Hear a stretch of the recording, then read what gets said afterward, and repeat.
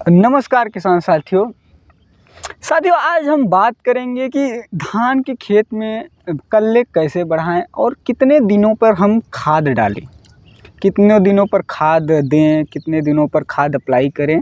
इन्हीं सब के बारे में आज चर्चा करेंगे और वो विस्तृत चर्चा करेंगे जिससे आपको सही जानकारी प्राप्त हो सके। क्योंकि बहुत सारे किसान गलत तरीके से अपने खेतों में खाद डालते हैं जिससे उनकी पत्तियां, धान की पत्तियां पीली पड़ जाती हैं, कभी कभी पौधे गलने लगते हैं, लाल हो जाते हैं और कभी कभी तो पौधे मर ही जाते हैं।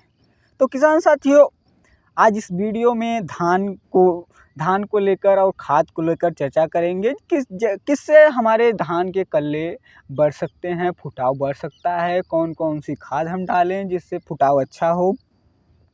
तो वीडियो में आगे बढ़ने से पहले आपसे एक छोटी सी रिक्वेस्ट है कि वीडियो को आप लाइक कर लें, चैनल को सब्सक्राइब कर लें और अपने किसान साथियों के साथ ज़रूर शेयर करें जिससे उनको भी एक अच्छी जानकारी मिल सके।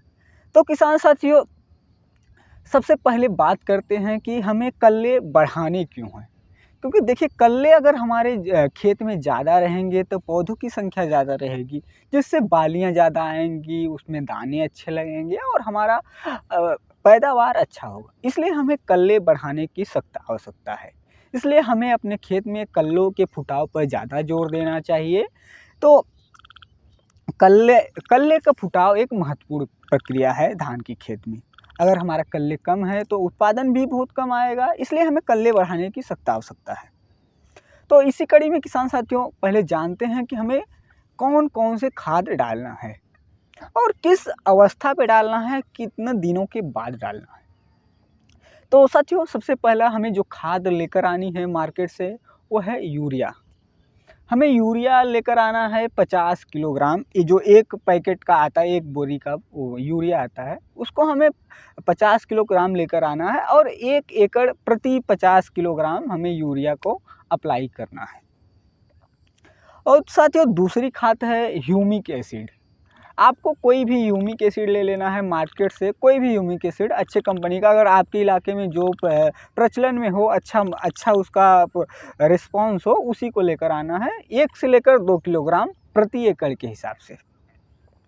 साथियों तीसरी खाद है हमें जिंक सल्फेट, जिसमें जिंक 33% होता है, उसे लेना है 3 से 4 किलोग्राम हमें प्रति एकड़ के हिसाब से अप्लाई करना है।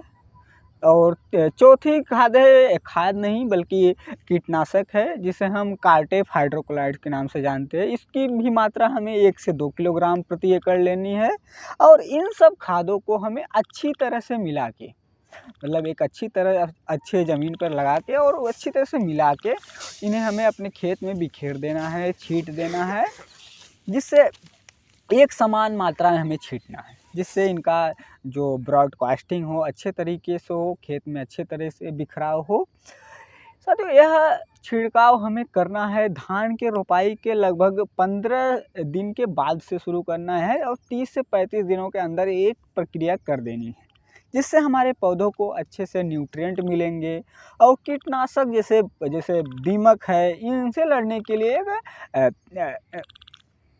शक्ति मिलेंगे। उसमें एक कीटनाशक है जो स्पेशली दीमक को मारता है बहुत अच्छी तरीके से। अगर आपने खेत में दीमक है तो वो नहीं लगेंगे। अगर इन सब खादों को हम सही समय पे देते हैं, लगभग 15 दिन के बाद से देना शुरू करते हैं, 30 दिनों तक अगर दे देते हैं, तो इन सब खादों से होता क्या है कि हमारे खेत का जो उर्वरा शक्ति है बढ़ जाती है, पौधे अच्छे से न्यूट्रिएंट ले पाते हैं और उनकी ग्रोथ बहुत शानदार होती है और कल्ले बहुत शानदार देखने को मिलते हैं, जिससे हमारी पैदावार भी बढ़ सकती है। तो साथियों अगर इन खादों का आप प्रयोग करते हैं तो निश्चित ही आपके खेत में बहुत अच्छी फुटाव देखने को मिलेगा, आपकी धान की ग्रोथ बहुत बढ़िया से देखने को मिलेंगी। तो साथियों इस वीडियो में बस इतना ही, मिलते हैं अगले वीडियो में, तब तक के लिए राम राम।